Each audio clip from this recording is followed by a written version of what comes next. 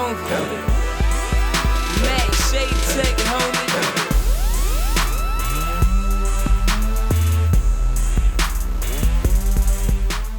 Hi, I'm Matt Shadetek. I'm a producer and DJ based in Brooklyn, New York, and also a Dubspot instructor. In this video, we're going to take a look at creating a wah-wah effect using the AutoFilter effect in Logic. Now, the wah-wah is most commonly known from like wah guitar, like wow, chicka, wow, wow, wow, that kind of stuff.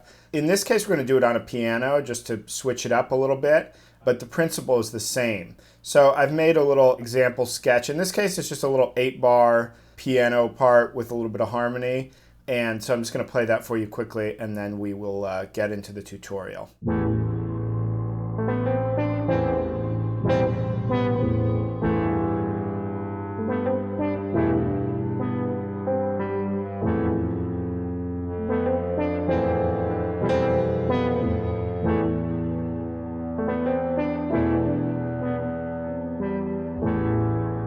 So there you go. Here is the piano. The piano is actually on these two tracks. I've got the chords on one. This is actually the same.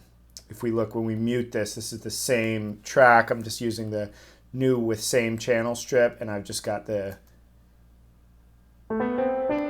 little kind of lead there, and then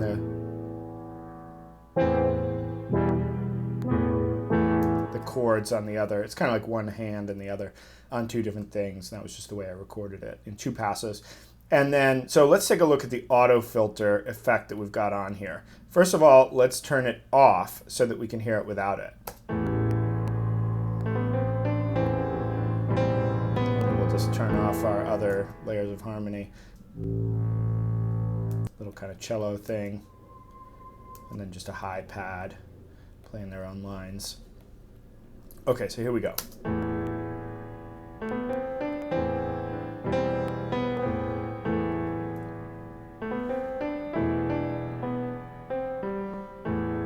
So that is the piano part without the AutoFilter. When we add the AutoFilter,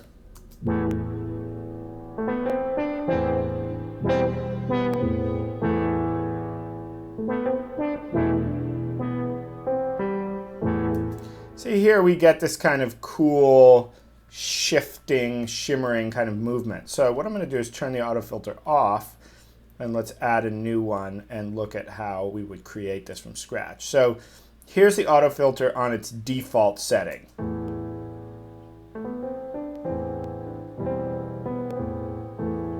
So the AutoFilter is just a type of filter. And so what a filter does is it controls the frequency content of a sound, and mostly by taking away certain frequencies. So the default for the AutoFilter is to be in low pass filter mode. And so what that means is that the low frequencies pass through and the high frequencies are cut off, right? And so over here, the cutoff frequency dictates where the high frequencies start getting cut off. So if I move this around, now we hear just a low part, or the complete range of sound. The resonance over here gives us a little spike, a little boost in volume around the cutoff frequency. So you'll hear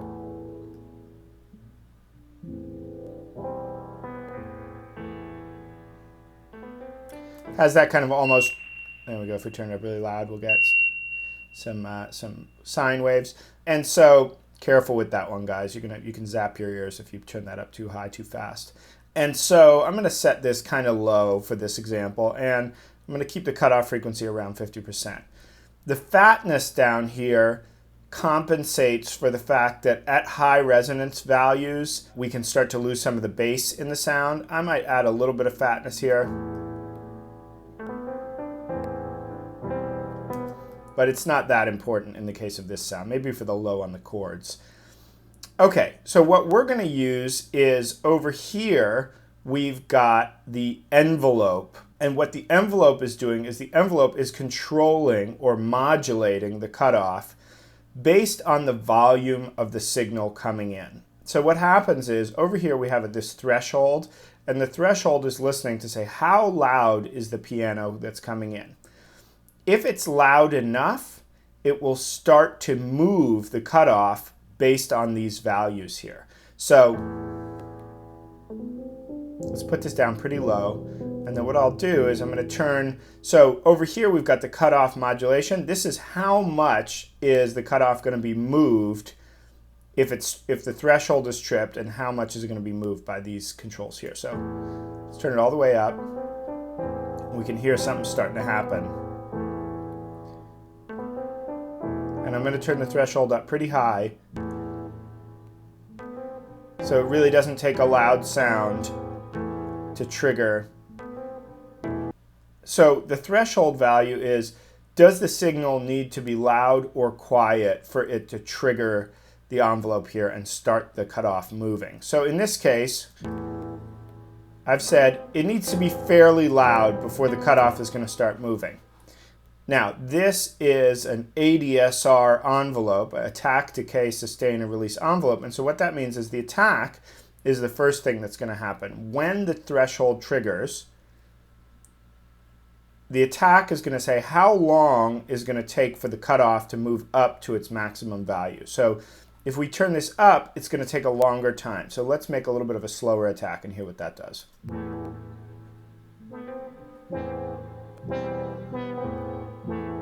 So now we're actually getting pretty close to our sound that we had. And so when the attack phase is done, after 180 milliseconds in this case, the decay begins, and this is going to take us, it's going to fade down to the sustain level here. Now the sustain level in this case is only active if there's still a loud enough volume going in the threshold. Otherwise, it moves directly to the release, and what the release is going to do is fade down from the sustain level and take the cutoff down to complete the envelope. So if we have a high attack value,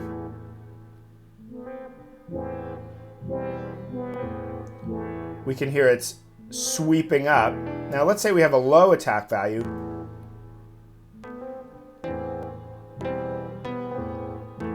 and a relatively slow decay, we can hear it sweeping down. Turn the resonance up really high so we can hear it.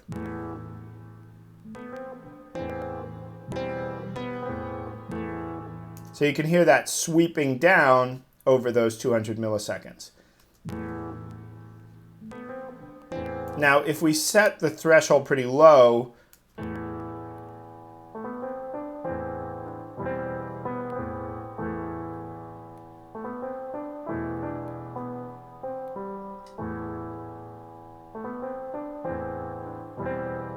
the sustain is where is it going to set the cutoff if it's still receiving a signal after the decay. I find that I don't end up using the sustain level that much. I usually focus more on the attack and the decay.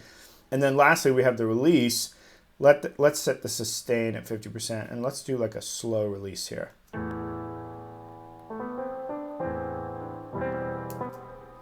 So let's even see. Let's set this back up where we had it around -9. Now here you can hear that it's after the sound has been triggered, it's sweeping down the cutoff. It's a little hard to hear now. Let's turn the resonance way up. There you go. So actually this is not a bad example. If we turn the threshold down, now you can hear it. When I let go, you hear that little whoop. Let's even turn it up higher. That's the release, right? That last.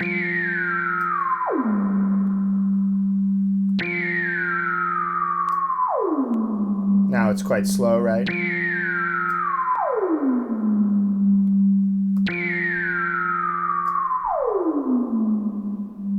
So that last part of the sound is the release. So what I had going here, let's take a look back at my, turn that off, let's look back at my original. So what I had going was using threshold around -10, attack around 150, decay around 150, actually 0 sustain and 0 release in this case. And then the dynamic control here, what this does is it just kind of scales the whole envelope. So once you've got your envelope settings where you like them, you can kind of move this around and kind of season to taste.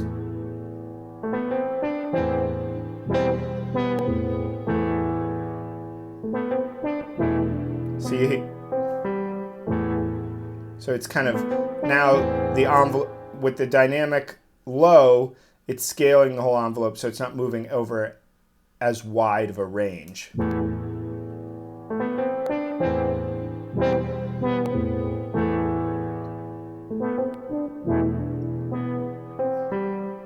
So in this case, I had it around 50%.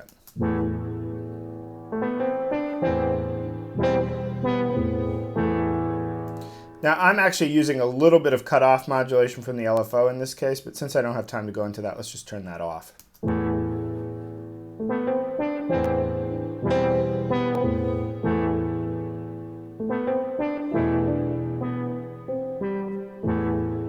And of course, if you apply this to a guitar, you can make that kind of expected wah guitar. If you've watched my tutorials for a little while, you know I don't like to do the kind of normal things, but obviously use your imagination. There's a ton of stuff you can do with this. You can put it on drums, you can put it on any other type of melodic instrument, noise. There's lots of applications for this type of technique. So if you'd like to learn more about Logic, you can check out our 48 class course that we offer both at our school in New York City and online at dubspot.com. If you'd like to learn more about me and my music, you can check me out at mattshadetek.com. And if you enjoyed the video, I would love to hear from you in the comments below. And we're going to be releasing these videos more or less weekly. So if you'd like to go ahead and subscribe, you'll get a notification when we post new tutorials. Thanks for watching.